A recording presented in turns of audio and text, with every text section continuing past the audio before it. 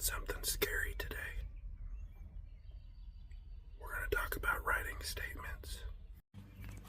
What's up, Light Blue? Been a little bit. Been busy with some grievances, formal stuff. You know, fighting a good fight, just like you guys do out there. Let's talk statements, okay? So, I just got a chill. Do you feel that chill? He's talking about statements. Yeah. Like what, Troy? You want us to put our name on a story describing events that actually lets everyone know that we said this, we reported it? Like, just, yes, that's exactly what I want you to do. Here's why, okay? Let's take bullying into account.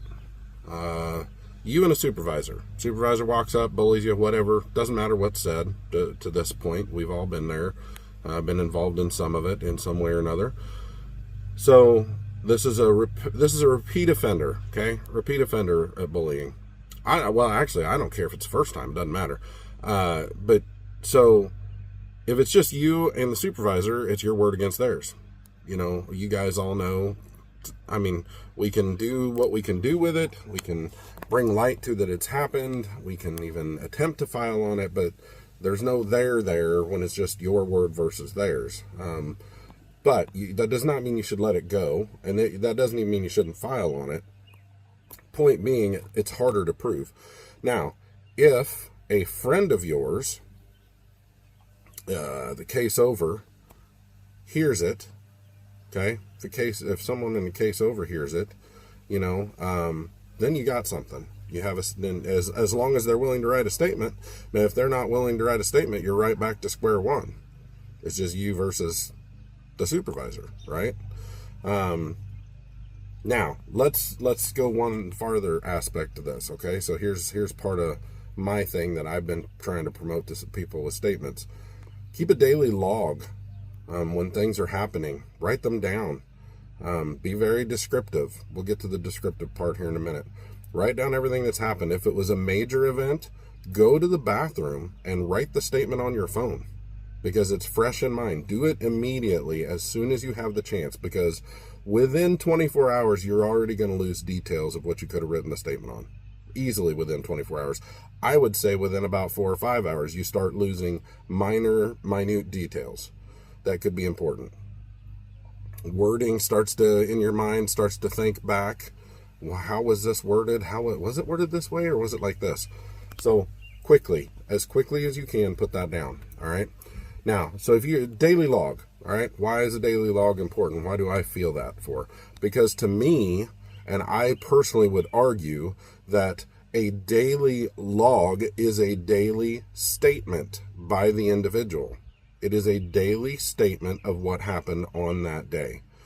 So if you keep track of all these things that are going on, and all of a sudden you come to me as a steward and say, I'm fed up. Today was it. You know, and you're writing me a statement of the events that happened today because you want to file a grievance on it. And then you tell me that you have 6 months worth of logged stuff that this person's been doing to you. I'm going to use that, because then to me, it feels like it is much more than just a he said, she said, because why would you keep a 6-month log if it wasn't really happening? To me, that's a little bit more. Now, more than that is if you're keeping that log and your friend next door, like we were just talking about, next case next to you, overhears it, and then they're willing to write a statement, and you have 6 months worth of, 6 months, a year, I don't know how long, maybe it's only 2 weeks, maybe it's 3 months. If you have a list of statements per day, I'm going to enter each one of those in as a separate statement of events that have happened with this individual.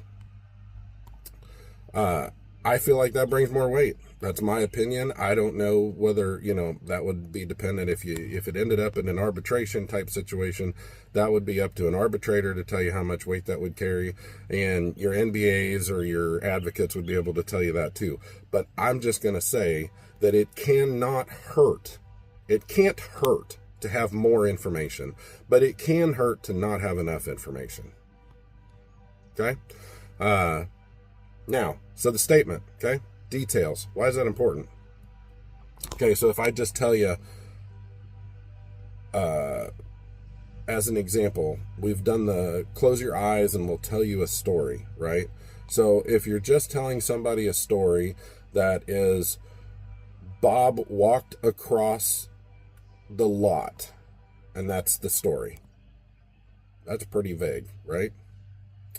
Then if you change that story to Bob was wearing his favorite Michael Jordan Bulls jersey on the day, and on the day it was glistening in the sun. He could feel the warm breeze in his face as he carried the basketball across the lot. He could feel the grass below his feet. And somehow he just knew today was going to be the day that he was going to beat the boys that were across that lot at the basketball court. Now, technically, same set of events, technically, but one's more detailed than the other one, right? That's why your statement's important. You know, make sure to detail everything. Was the supervisor waving his hands in a aggressive manner? Was he taking an aggressive tone? Was his face getting red, which shows that he was getting aggravated? I shouldn't say just he, I guess. But was the supervisor belittling to you? How? What did they say? How did they say it? Paint that picture, because the person that will be reading that will be making the decision, if it doesn't get settled, okay, if it doesn't get settled and it goes up to where someone's going to be making a decision on it, don't be the Bob walked across the lot person. Okay? Just stuff to think about. All right. Love y'all. Be safe today. See you on the street.